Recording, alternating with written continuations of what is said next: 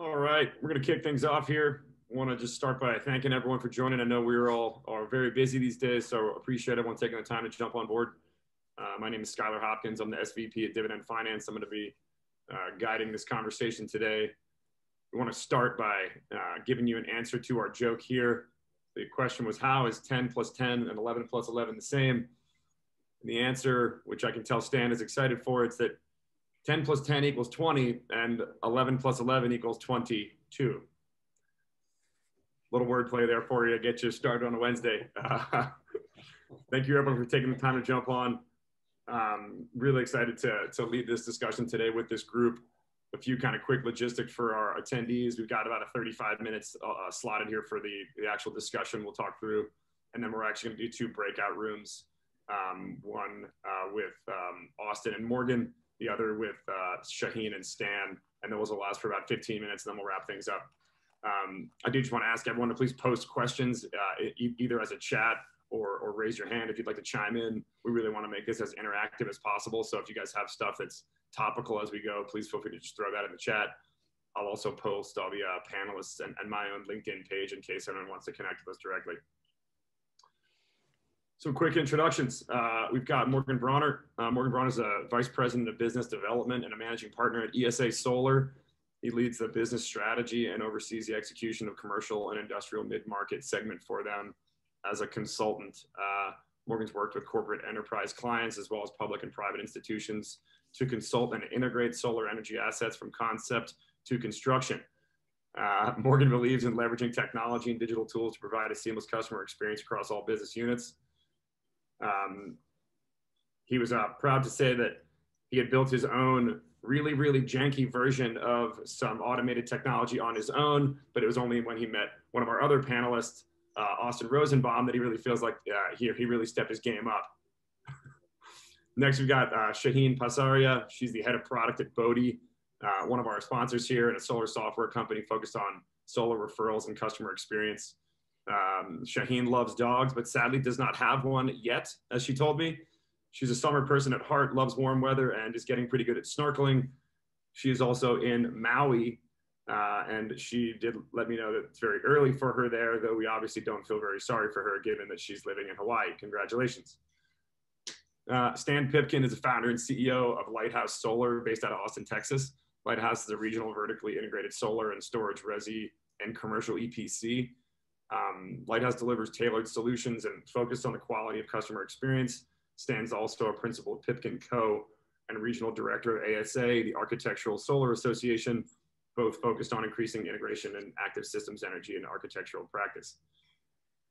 That was a mouthful. Austin Rosenbaum is the founder and CEO of DemandIQ, a solar software company based in Denver, Colorado. DemandIQ helps residential solar providers turn more website clicks into customers using its patent-pending instant solar estimate software powered by Google's Project Sunroof. Since their launch a year ago, DemandIQ software now automates online lead gen and customer acquisition processes for over 130 contractors in 40 states. DemandIQ's mission is to digitize the solar customer acquisition process, making solar shopping effortless. Austin is a cat owner, an amateur real estate investor, and told me in our conversation that he considers lead gen to be a dirty word in the solar industry, and he's going to tell us a little more about why he feels that way as we go. I'm going to post their LinkedIn bios, but I'll just kind of kick things off right away. I want to start with Morgan. Morgan, in some of our conversations, you guys have a really rich, I'd say, experience at ESA. As an installer who's really, I think, braced a lot of technology and automation. Kick us off today telling us about the kind of state of automation as you see it in the resi solar industry more broadly. Yeah, thanks, Skylar. Thank you, everybody who's joined participant-wise. Glad to see lots of names, a couple familiar names as well. Yeah, so I think this is an exciting topic because we started looking into automation probably 5 years ago or so. And when I say looking into, I mean starting to roadmap or plan out where automation could improve our business, both from the sales side and operation side in residential and commercial. There's a lot of different ways, but I think, the solar industry for a long time lagged in technology And I would say really over the past 3 years, at least from my perspective, I've seen a huge increase in technology coming to the market, right? That could be, SaaS companies, that could be tools, it can be additional bolt-on services like drone deploy, things like that, where now we have these tech stacks of tools and resources that are helping business owners and senior leadership accelerate their companies. So at least from my perspective today, I think we're at a really interesting and exciting moment where now we have these tools and resources at our disposal. And a lot of it is now, how do we as business owners, contractors, developers, sales organizations even utilize those resources to, I think, in two ways. One, accelerate our own businesses, right? Drive more bottom line profit, to even engage your employees with easier tasks, right? Easier days. But most importantly, I think, is to provide the most seamless and worry-free customer experience. Skylar and I just talked briefly about this, but I'll just kind of say it. I think it's a really interesting thing, and all of us who are contractors know this. Customers don't treat solar companies like they do other contractors. They don't treat it like the plumber who's going to come in and grab a permit to do some light work. They don't treat it like the roofer. They expect that this technology will also have the same form of technology that we see with groups like Amazon Home Services and things like that. So we're at this nexus, I think, in the industry where we need to adopt technology rapidly if we want to stay in line with customer expectations moving forward. Yeah, couldn't agree more. I'd really kind of love to hear from Stan next on this. I think, Stan, you had a really great anecdote as, I think, maybe a contractor who has seen both sides of this, perhaps was really lagging, as Morgan said, perhaps on the technology front, and maybe reached a bit of a kind of a pivot point in your business where your hand was a bit forced to embrace some technology and some automation. I think that'd be an interesting anecdote for the group. Yeah, no, I appreciate that. And Morgan, I agree with many things you said and have lived that experience. I think in a similar way, we've been around for over a decade and have seen the industry mature. This is in Texas. It's taken a little while. Texas itself has lagged. So the maturation and sort of the milestones of the industry have hit us at different times.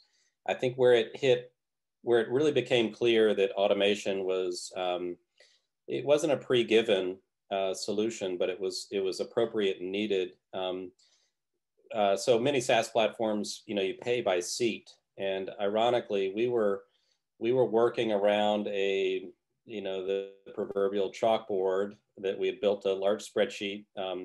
It was a group meeting once a week, sort of project updates, very effective in terms of keeping the team and the culture together. But there was a point at which our conference room began to get too crowded. We literally ran out of seats. And I think that was the point in time where it wasn't so much an epiphany, but it became clear that to accommodate scale in any way and to accommodate the many voices that our team had become more complex, different representations of different processes. It was clear at that point that we needed a better way to communicate. So I'd say the entry to automation really was founded on, how to communicate, how to track data, and how to do that through time. And I'd say in the environment that we were growing into, the increased complexity of just the market itself was the added sort of linchpin that put us on a path. And I would say, similar to Morgan, we started to look at the suite of available tools first, and try to find appropriate solutions for those problems that were presented to us kind of in real time. As someone who's been in a lot of solar contractors' offices, I could really relate with your anecdote and the visual of a whiteboard with a bunch of tape on it, and you guys kind of moving projects from stage to stage using like sticky notes or something like that. So I think that was a very relatable thing to me. A little bit better than that. Yeah. They had kind of shared the soundbite of, the quote was, "We reached our scale when we ran out of chairs in the room to sit around our own whiteboard," which I think, again, maybe something that a lot of folks in this space could relate with. Shaheen, I kind of want to bring you in there. It sounds to me in our conversations like you guys have you hear from a lot of contractors that maybe come to you guys at Bodie with a very similar narrative. You know, we're picturing people that are showing up with just some awful situation and a tangled mess, kind of like landing at your doorstep, hoping that you can help them out. Tell us a little bit about that experience.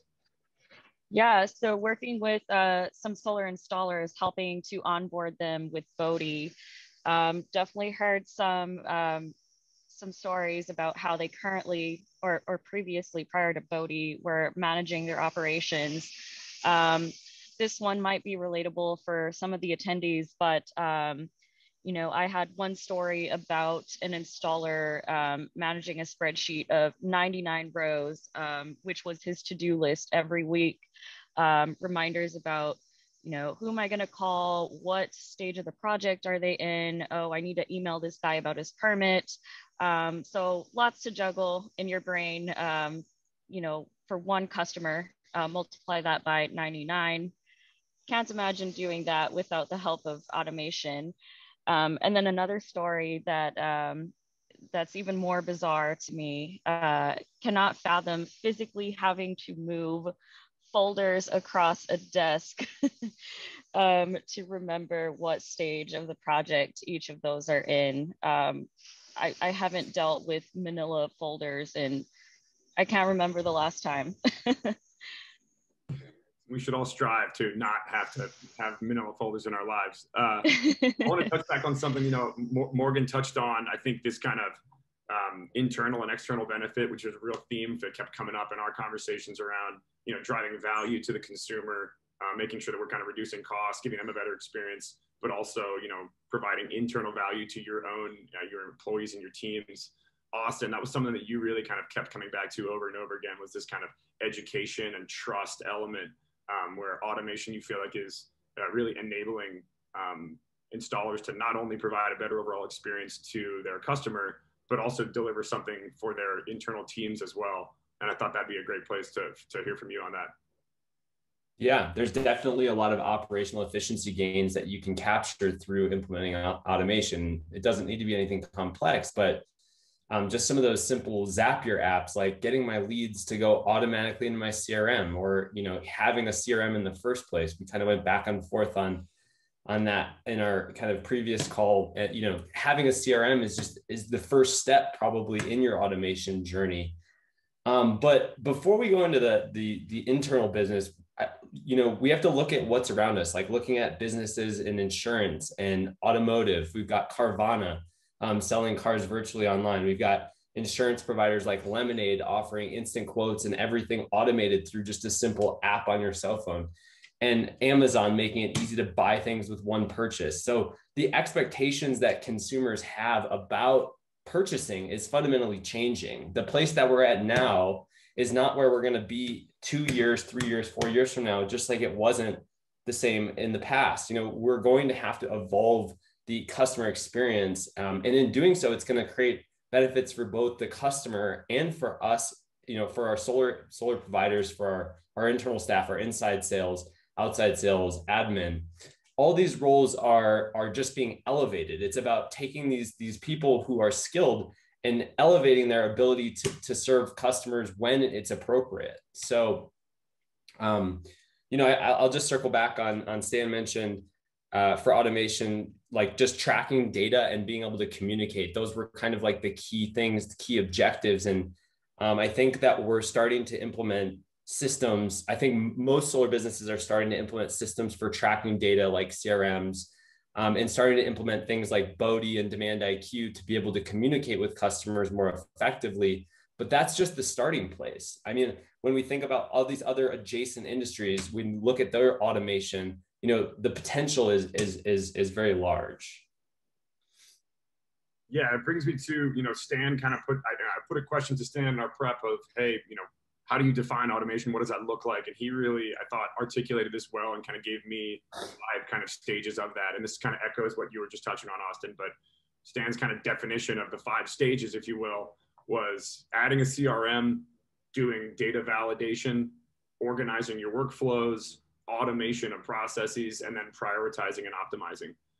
And I thought that was a really great framework. Again, not necessarily some formal definition, but I think that's a great place for us to start as kind of what is automation and what does that look like in today's environment.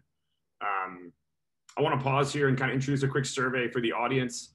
We've got a pretty straightforward question here. It's, have you embraced automation in your business? Really want to kind of understand everybody on this call, kind of who feels like they're on the cutting edge of this thing, and you know, how our group breaks out.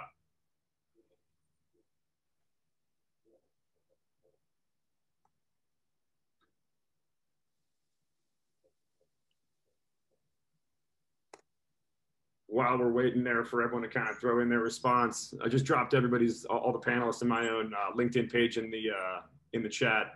I imagine some of you folks might want to connect us with a few people here, or you already have.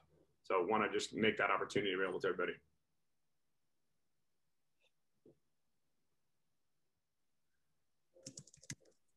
Well, I don't know if any of us put any money on this, but I think this is probably about what we kind of expected. Maybe, you know, classic 80-20 scenario. Glad to hear there are, you know, quite a few folks on this call who feel like they have, you know, successfully brought some level of automation into their world.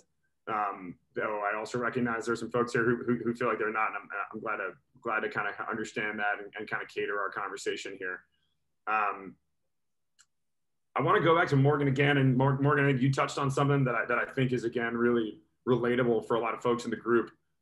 You mentioned that the pandemic really had a pretty significant impact on your guys' overall business model, not only in kind of how it affected you guys pivoting towards a virtual sale, but, you know, an actual shift in the kind of core business that you guys are and how you're operating. I thought that might, again, be a really relatable example for the group, and would love to kind of hear a bit about that experience for you. Yeah.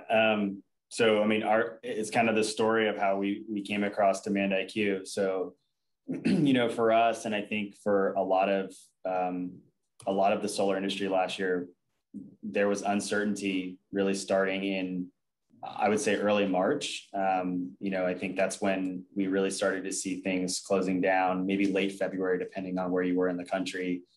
And so internally, we've had these conversations for a number of years about virtual consultations, and have always allowed our residential sales reps to do virtual consultations at the request of the reps. But I think many sales leaders, and what I'll consider to be sort of the core of the solar industry, I think, would say that if you're not in home with both decision makers, you're wasting your time, right? And so we go through, you know, marketing qualification, we go through, you know, this deep understanding of how to best utilize our sales reps to close as many deals as possible in a day. And so we had sort of tackled with this concept of how do we move to digital? And I think for me, the way that I think about our business a lot is I try to project out 5 years and then go another 5 years beyond that to ask where I think the industry will be. And hopefully we can start adopting some of that today. And that's just sort of my philosophy. And so, but each time we try to approach this virtual sales tactic, it was like, well, why would we do that if we have all these in-home consultations? You know, there's not enough momentum to get there. And we sort of feared what I think a lot of people feared, which is lack of an engagement with your prospects. And so by the end of February, we had gone to say, hey, look, we have to stop all ways that we're looking at our business right now, because we were expecting full shutdown and not being able to leave our houses. And so we said, we're going to engage our developers on the website side, all of our partners on our lead generation campaigns, and just go full digital. Whatever we have to invest, it's going to be cheaper than shutting down our business and not being able to bring sales in the door. So we started to overinvest in digital resources. And as you joked about, Skylar, like I sort of took it upon myself to utilize Zapier and some other tools to try to create a digital instant quote and automation experience. And it was a absolute nightmare. Every bug you can imagine, every problem you can imagine, things not going in the right place. And so it was sort of this like, you know, internal sell of like, hey guys, we need to roll out this instant quote tool because we need to drive a customer experience that starts online, gets us to appointment, so that we don't have, you know, someone picking up the phone on contact forms. And that was really what our goal was we have to move beyond contact forms. Like, how can we be in 2021 and the solar industry is still operating on enter your contact information here and somebody from the office will give you a call, right? It's just, it's not what customers are demanding in terms of experience. So this led us to completely rethinking how we approach it. And so what we really navigated to was finding DemandIQ. I sort of showed Austin what I put together, and I think he was being really nice and not laughing too hard at me. But in the same breath, he was like, yeah, I mean, I just put like whatever, $500,000 of capital in developing our program. So what you just showed me is what I've already built. So it was a no-brainer, right? It was like, well, this is what we're looking for, and DemandIQ has it. So that allowed us to save a lot of development resources rather than creating our own tool, to utilize DemandIQ and then put our resources and invest more time and energy into growing the other automation so that we could transition to 100% virtual. And so, today that's what we look like. But what that did for us is it raised two really interesting advantages. First off, our sales reps reported they loved virtual. And those of you business owners and sales executives who have maybe not done this, I would really encourage you to, because our sales reps that are going, hitting 4 appointments, maybe 5 at max, between downtown Orlando traffic and driving all around with tourists and everything we have here, went to being able to do 6 or 7. And they could open their laptop at 7:30, organize their day, and just be in one Zoom meeting after another. So we saw close rates increase, but we also saw volume increase during the pandemic because our sales reps were busier. They loved it because they were at home. So we thought, this is really interesting. And then the sort of avalanche of additional realizations came, which was for us, through our partnership with the SunPower Corporation, we were able to expand what's called our non-installing dealer channel to really sort of embrace more of a sales org model that allowed us to get out of Florida, which is where we had typically only offered our residential services. And so now we're in roughly 7 markets across the US, and our sales teams sit in Florida and California. So we have really 2 states. And the sales reps sit there, but are able to sell all across the country. And so, that of course created some new challenges in making sure we understood regulatory, tax, financial implications in those additional markets and, setting up businesses. But those were small hurdles to overcome for the additional market share of being able to quickly expand nationally and I think provide a better experience for our customers. Awesome. Thank you for sharing. And I think you're really touting, I think, one of the biggest benefits of a shift to a kind of a virtual close model, in that you're not only allowing guys to take more meetings, but I think something we've also heard is just simply putting your best closers in front of people more often, right? Making sure that the top performers on your team are actually taking more of those sits. And then I think, as we touched on earlier, maybe providing them with a better quality of life as an employee of your business, right? As you said, we've heard stories for years of reps being, showing up late to meetings because they're sitting in traffic, or any number of things that kind of slow them down when they're getting a chance to work from home and handle virtual closes from their house. Obviously, a pretty huge improvement in their overall quality of life. Austin, Morgan touched on a few key things there, and I saw you jotting some notes. I want to kind of bring you in. I guess one question I've had for you is, how important is it for you when you're talking to a solar installer that they've already embraced some element of virtual close or some kind of automation in their world, versus someone who's still doing things analog? I definitely think one of the comments that Morgan said, he said initially there wasn't really enough momentum to try out virtual. He said he's looking 5 years out and then trying to go 5 years beyond that. But if there isn't that momentum to try virtual, like it took COVID to get him over that hurdle to get it going. But as far as what it looks like when we work with providers that have virtual going, certainly there's a much better alignment as far as what the customer experience should be. I think ultimately the type of experience that we're promoting, it caters to a different segment of the audience. I think there's a lot of early adopters might be totally fine with a kitchen table conversation, but the later majority of solar buyers may not necessarily want it that way. That is definitely the case for millennials, people of my age, and for some of the other people in this conversation, that millennial homeowners are going to be different types of buyers than the baby boomers, right? So I think just, again, looking 5 years out and then 5 years past that, and then trying to extrapolate what we're going to have, it's definitely going to be more virtual consultations. And I think setting the tone with a virtual experience that caters to that clientele in the digital world before they even get to a sales meeting is the starting place to just set the expectation.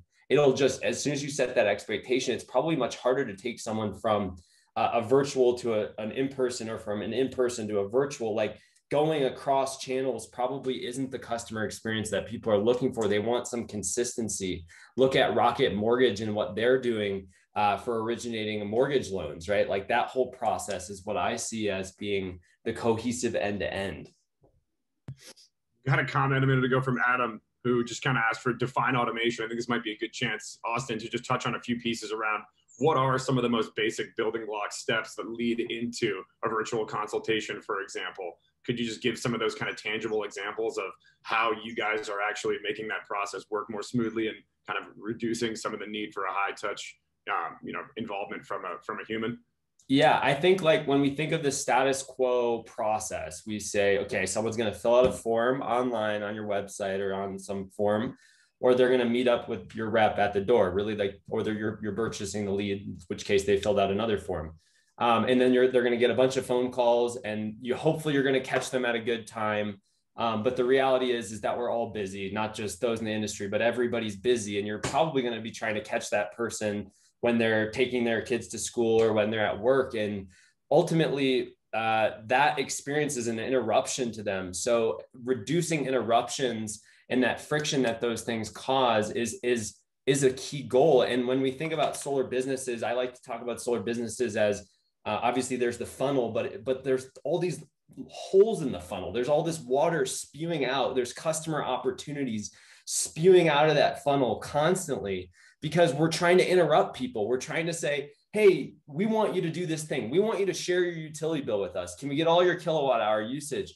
Can you book this appointment with me? Can you sit down and meet with me here? And you're asking them to do something, right? And I think the first way that we look at that is, let's give before we get. Let's actually give someone some value before we ask for something in return. Any good salesman knows that reciprocity is the key to getting results. You have to give up some information. And so that's the whole ethos for the instant solar estimates. We're going to give them something so that they can feel comfortable. And then in return, they're going to be more likely to give us something back, like their kilowatt hour usage. So instead of just trying to call someone or phone them, we actually allow homeowners to self-service through some of those biggest sticking points in the process. So they're able to upload their bills or sync their utility account. And then we automate the process of getting that data to the solar business. So to get more appointments and to get more sits, we're just simply making it a more self-service experience, a more self-guided interaction, so that people are able to feel comfortable, and then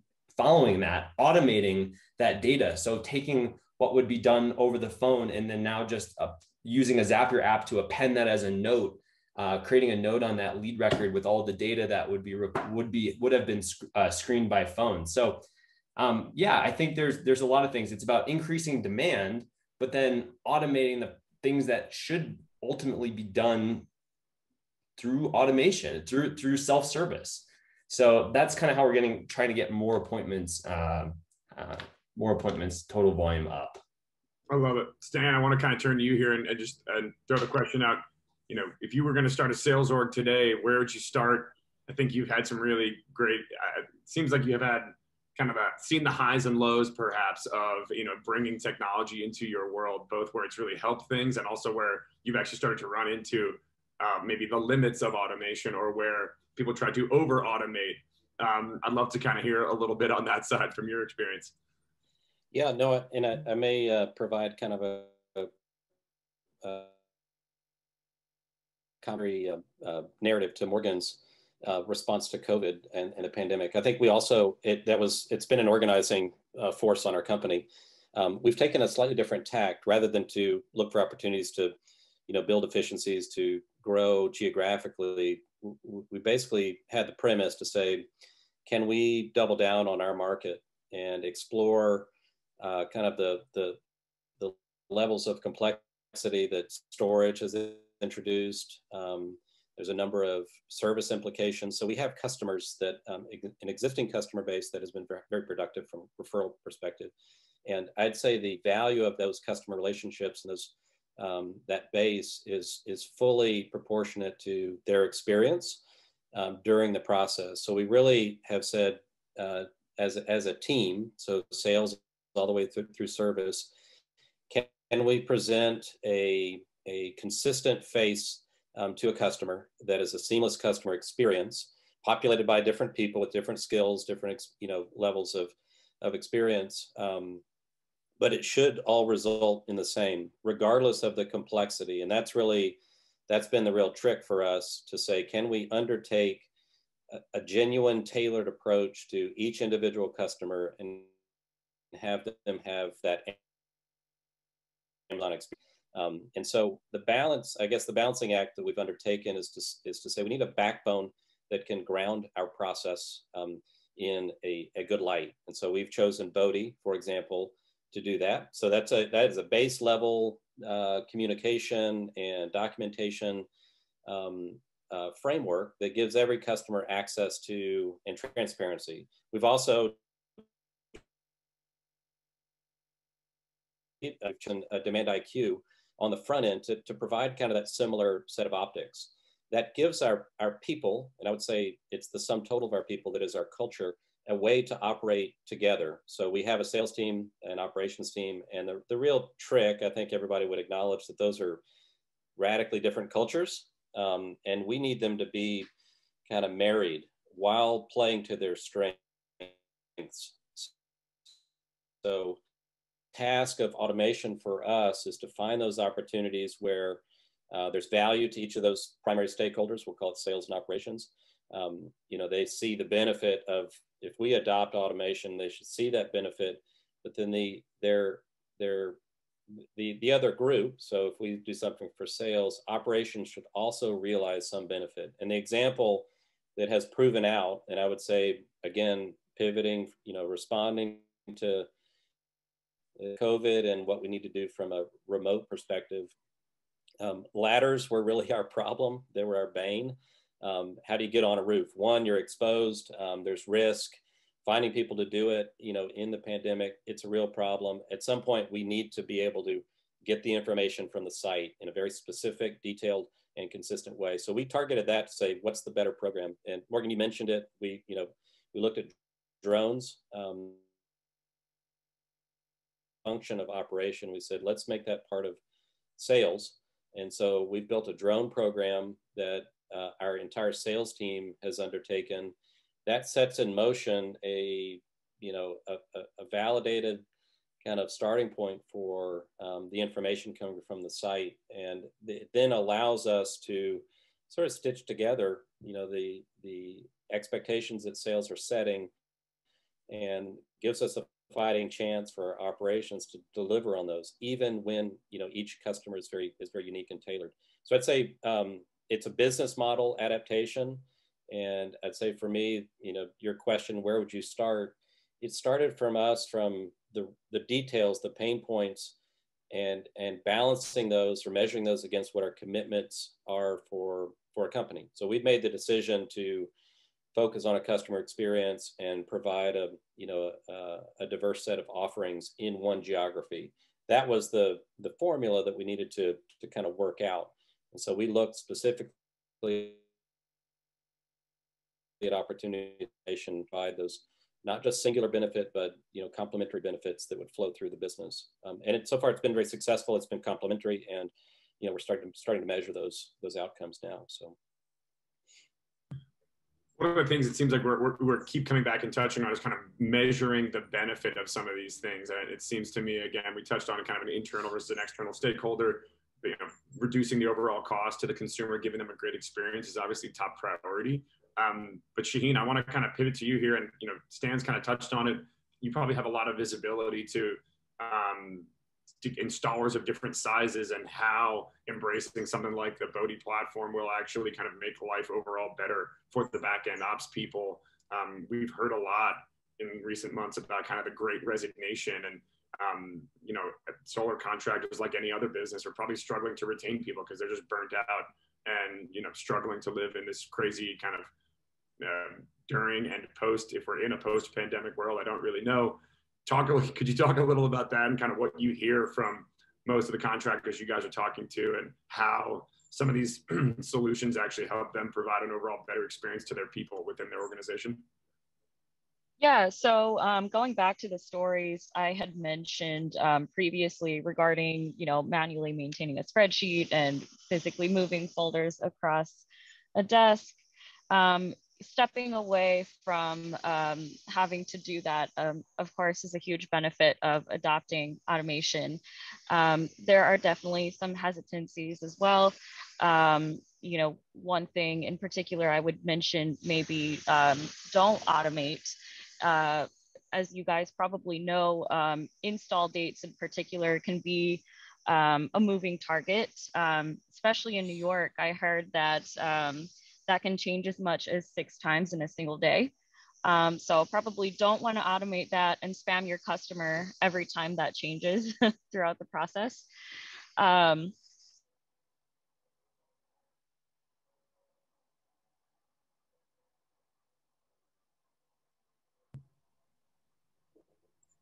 Not sure. Shaheen might be having some connectivity issues there. Tough life for her in Hawaii, I think I couldn't tell. I thought I heard the kind of waves crashing on the beach.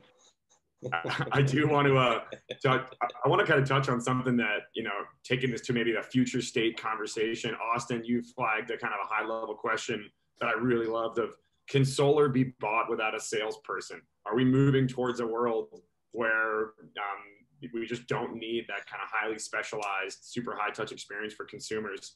Seems like Tesla is obviously kind of breaking ground and moving in that direction, but would love to hear from you on your thoughts there. And do you see that being an end state that's realistic here for us in the next 5 to 10 years? I'll keep it pretty quick because I know we're short on time, but ultimately the answer is partially. So I say partially because not every consumer would be interested in that type of opportunity. Not every installer is going to be interested in that type of opportunity. And ultimately, it takes a great deal of trust from a homeowner to complete a purchase for $20,000 or $16,000, whatever it is, and without a human or without a salesperson. But again, it's about using people strategically. So for those whose mother-in-law bought solar and whose neighbor bought solar and whose grandparents went solar and they've already went solar with Lighthouse Solar or ESA Solar, they know that they're good. They know that they're solid. They know that they can trust them. They know that what they're selling is what they're going to get. And ultimately, it's those people that have that great deal of trust that will be able to use something like DemandIQ in the future to be able to go through a whole online checkout and just cut the check and make it happen. It's only those people, in my opinion. I would wholeheartedly agree. It seems, or perhaps we could divide the target customer network into folks who have that kind of warm intro. They're already feeling comfortable with the concept of solar versus someone who is having someone knock on their door for the first time and hasn't heard about it. I know we're kind of running short on time here, and I kind of, as we expected, time's flying. I want to kind of get a quick hot take from each of you on a similar kind of vein. I'll start with Morgan. Finish this sentence for me, Morgan. In 2030, the solar industry is fully digital and fully virtual. Short and to the point. Stan, in 2030, the resi solar industry is the incumbent.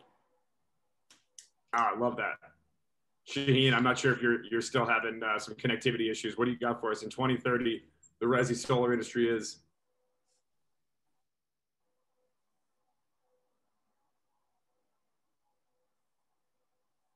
pivot. Austin, I know you kind of touched on this again already, man, but I'd love to hear from you. In 2030, the resi solar industry is ultra efficient, fully digital and streamlined, and huge. Huge. That. Huge. One thing I think, we'll bring it back to that. The name of our panel, iRobot, I think conjures some grim optics for some folks, and imagining the kind of post-apocalyptic world where the machines have replaced us all. I think that each one of you in our conversations and today kind of shared ideas about the role of automation and technology and empowering people. And I think that each of you has really seems like you're really doing a great job of finding that balance, where at the end of the day, there may be certain roles that end up being replaced by an automated function. But at the end, I think we should really continue to see technology as a way to empower people, make their lives better, allow them to do more, find more meaning in their work. And I would encourage everybody to continue to see things that way. I think we've got some really great examples of 2 different technology platforms that are doing exactly that. And that seems to be, you know, at the top of everyone's mind in this environment where people are struggling a little bit. I want to break things out here. We've posted the breakout room link above, but I'll actually just do it again here just so everyone has it. As a quick reminder, when you actually click on this link I'm putting in the chat, you're actually going to be taken out of this Zoom entirely, and you will go into a room where you can choose between 2 different options. One will have Austin and Morgan, and I think their kind of focus is probably primarily on you know, top of funnel customer acquisition and kind of a sales angle. Stan and Shaheen are going to break out and probably make their conversation a bit more focused on the operational side of things. I want to say a quick thanks to all of our panelists, to DemandIQ, to Bodhi. We really appreciate everyone's time. Thank you all for joining. Please feel free to click that link and join one of the panel discussions. And we look forward to hearing from everybody again soon. Thanks, Skylar. Hey, Skylar, were we going to try to come back together after the breakout room, or if folks want to come back together, we'll just talk until people want to? Unfortunately not. I would say if you want to hear more on this topic, and I would definitely say, you know, just candidly, we had a lot of agenda items that we frankly didn't get to, and I probably should have moved us along quicker. So maybe we can talk to Scott at Bodhi and talk about maybe doing another one of these to follow up and hear more for those that want to get a more in-depth breakdown.